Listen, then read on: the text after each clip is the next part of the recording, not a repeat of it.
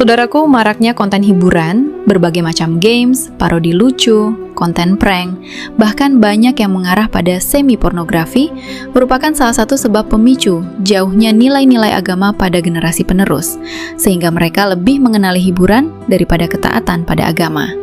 Al-Ustadz Abdullah Zain, LCMA, Hafizahullah pernah berkata, "Wahai para orang tua, jika kalian tidak punya waktu untuk mendidik anak-anakmu, ketahuilah bahwa di luar sana ada yang siap memberikan seluruh waktunya untuk merusak mereka." Ini merupakan rangkaian akibat dari pola pendidikan yang keliru sejak awal. Konten edukasi, dakwah, dan inspirasi kalah diminati bukan karena tidak tersedia, tetapi karena selera telah diarahkan kepada hal-hal yang melalaikan. Fakta di lapangan menunjukkan bahwa penikmat terbesar justru kaum muslim sendiri. Ini harus dipahami sebagai indikator bahwa ada pergeseran orientasi pendidikan. Ketika hati lebih condong kepada hiburan daripada ilmu agama, maka itu tanda lemahnya keterikatan dengan akhirat. Syekh Toha Jabir Al-Alwani rahimahullah menjelaskan, "Al-usrah hiya madrasatul ula, wa fiha yutba'u manhajul hayat." Keluarga adalah sekolah pertama, dan di dalamnya ditanamkan manhaj kehidupan. Kitab Usul At-Tarbiyah Al-Islamiyah halaman 45. Maka ketika sejak awal yang ditanamkan adalah ketergantungan pada hiburan, jangan heran jika kelak anak sulit mencintai masjid dan asing dengan agamanya. Rasulullah Shallallahu Alaihi Wasallam bersabda, "Ma min mauludin illa yuladu alal fitrah, fa abawahu yuhawidanihi au yunashironihi au yumajisanihi." Tidaklah seorang anak dilahirkan kecuali dalam keadaan fitrah, maka kedua orang tuanya lah yang menjadikannya Yahudi, Nasrani, atau Majusi. Hadis riwayat Bukhari nomor 1358. Hadis ini menegaskan bahwa arah anak sepenuhnya dipengaruhi oleh pola asuh. Maka ketika sejak kecil ia diarahkan kepada gadget, hiburan, dan kelalaian, itu adalah konstruksi yang dibangun oleh orang tua sendiri. Syekh Abdullah Nasih Ulwan rahimahullah berkata, "Inna ihmala tarbiyah al-aulad ala as-sholah wal ibadah yu'addi ila fasadil ummah." Mengabaikan pendidikan anak dalam sholat dan ibadah akan berujung pada rusaknya umat. Kitab Tarbiyatul Aulad fil Islam, Jilid 1, halaman 523. Hal tersebut secara tidak langsung menjelaskan keadaan mengapa anak-anak lebih tertarik bermain games, bukan pada pendalaman ilmu agama.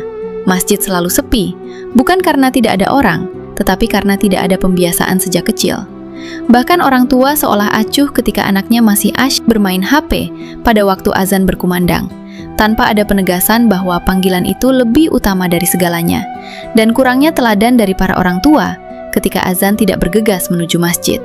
Imam Ibnul Jauzi rahimahullah menegaskan, "As-sobiyu idza nusyi'a ala syai'in syabba alaihi."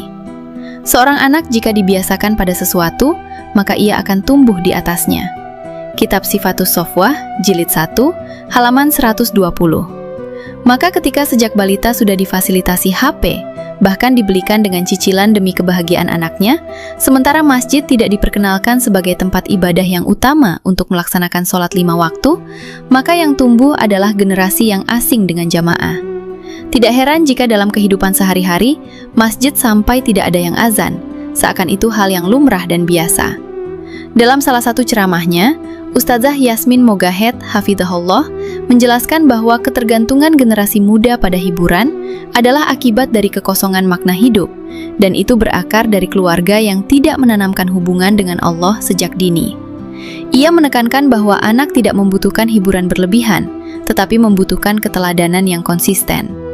Syekh Muhammad Sholih Al-Munajjid Hafizahullah dalam fatwanya menyatakan, "Ta'awudul aulad ala al-ajhidah biduna dhabt yu'addi ila ida'ati sholah wa tafrikil awqat."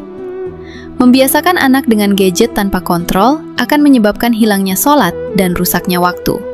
Majmu Fatawa Islamiyah, Jilid 3, halaman 98. Ini selaras dengan realita hari ini, di mana anak-anak generasi alfa lebih menggandrungi games, mabar dengan komunitasnya, sementara panggilan azan diabaikan dan dilewatkan begitu saja. Kesimpulannya, Kesalahan terbesar orang tua ketika menyerahkan pendidikan sepenuhnya kepada sekolah dan mengejar prestasi akademik, sementara prestasi religius diabaikan. Padahal dalam sistem pendidikan nasional pun disebutkan bahwa porsi terbesar pendidikan ada dalam keluarga. Namun yang sering ditanyakan adalah ranking berapa, bukan sudahkah istiqomah berjamaah, bukan sudah hafal berapa juz.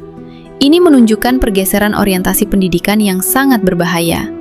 Jika tidak ada perbaikan, maka generasi mendatang akan semakin jauh dari masjid dan semakin dekat dengan kelalaian.